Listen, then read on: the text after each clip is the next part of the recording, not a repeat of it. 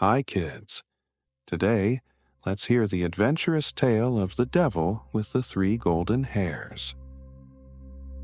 Once upon a time, in a peaceful village, there lived a poor woman who just gave birth to a healthy baby boy. Strangely enough, it was foretold that when this boy turned 14, he would marry a princess. One day, while traveling in disguise, the king happened to hear this prophecy and became furious. The mere thought of his daughter marrying someone poor was utterly unacceptable to him. The king went to the poor woman's home, pretending to be kind. He promised to raise the boy, claiming he wanted to help her.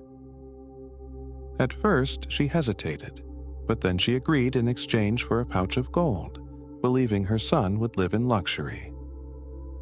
In truth, the king was devious and cruel. He sealed the child inside a sturdy wooden chest and threw it into the river. He was certain that, once drowned, the prophecy would never come true. But fate had other plans. The chest never sank. It kept floating along the water's surface. Eventually, it drifted to a windmill, where the miller spotted it, pulled it ashore out of curiosity, and opened it. To his astonishment, inside was a healthy, adorable baby boy. The miller and his wife, who had no children, were overjoyed and decided to raise the boy as their own. Under their care, the boy grew to 14, strong and diligent, helping daily at the mill. By chance, the king passed by this mill and was shocked to see the very boy he had once thrown into the river was still alive. Hatching another plot, the king wrote a letter to the queen with a command: kill the bearer of this message at once. He sealed the letter, handed it to the boy to deliver, and promised a handsome reward upon his return. On his way to the palace, the boy lost his way in the forest. By nightfall, only the faint glow of the moon guided him. He stumbled upon a small house with a dim light and knocked, hoping to stay the night. Inside was a kindly old woman who warned him that this was the lair of dangerous thieves. Too exhausted to go on, the boy begged to stay, trusting he might make it till morning without harm. Before long, the thieves returned. Enraged at finding a stranger, they were about to harm him. Thanks to the old woman's explanation, they learned he was simply delivering a message to the queen, so, out of curiosity, they opened the letter. Horrified by its cruel content, their hearts softened, and they decided to spare the innocent boy. Tearing the old letter apart, they wrote a new one. Marry the bearer of this letter to the princess. Then they sealed it again. Unaware of the change, the boy faithfully delivered the letter to the queen. Reading it, the queen immediately arranged the wedding, marrying her daughter to the boy, shocking everyone. The wedding took place the next day in grand style. The princess smiled happily at her husband as the court offered its blessings. A few days later, the king returned and was stunned to discover his daughter married to that very boy. Though livid, the king kept his fury hidden for the sake of appearance and plotted yet another scheme. Feigning calm, the king announced, "If you wish to be my son-in-law, you must obtain 3 golden hairs from the devil himself." Everyone shuddered at this request, but the boy bravely accepted without any fear. On his way to the Underworld, he came upon a city where there was once a wine well that produced sweet grape wine. Now it had run dry.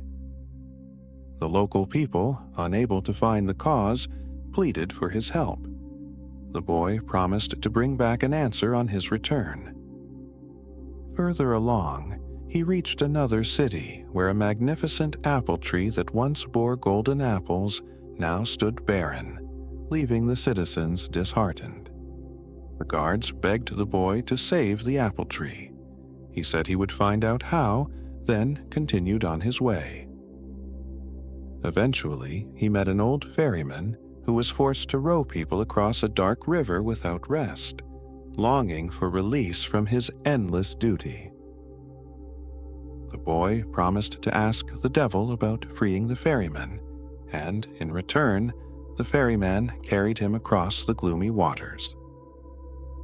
Arriving at the entrance to the Underworld, the boy was greeted by a kind older woman who cautioned him to stay calm. "The devil returns at midnight," she said. "I'll help you hide and retrieve those 3 golden hairs." She used magic to turn the boy into an ant and placed him in her pocket.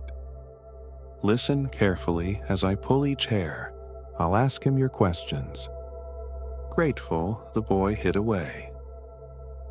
At nightfall, the giant devil arrived, snarling, "I smell a human nearby." The woman pretended to scold him for his paranoia, made him sit still, and began picking at his scalp as if removing lice. Gradually, the devil dozed off. As she plucked the first golden hair, the devil woke with a roar. She feigned drowsiness, murmuring about a dream of the dry wine well. The devil muttered, "There's a toad under the well. Kill it, and the wine will flow again." Then he fell back asleep. When he dozed off once more, she yanked the second golden hair, making the devil roar again. She acted as if she had dreamt about the apple tree that no longer bore fruit. "A mouse is chewing its roots," the devil replied. "Kill it, and the tree will blossom again." She pulled the third hair, and the devil leapt up, bellowing. Still calm, she asked about the ferryman's plight. Snorting, the devil said, "All he must do is hand his oar to the next fool who comes along, then he'll be free." With that, the devil stormed off.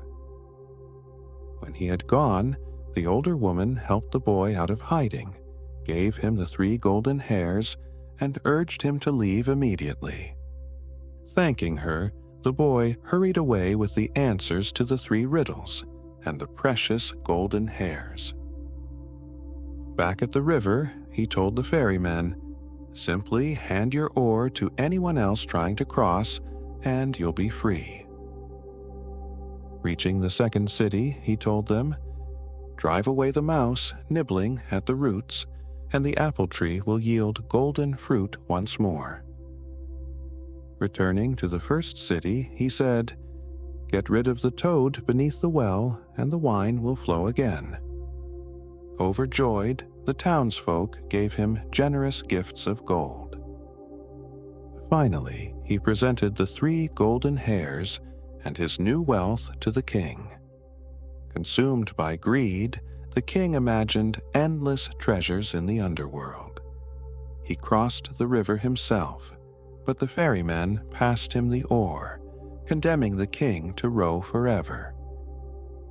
The boy succeeded to the throne, living happily ever after with the princess, while the villain paid the price for his own avarice. Thank you for following the 3 golden hairs of the devil.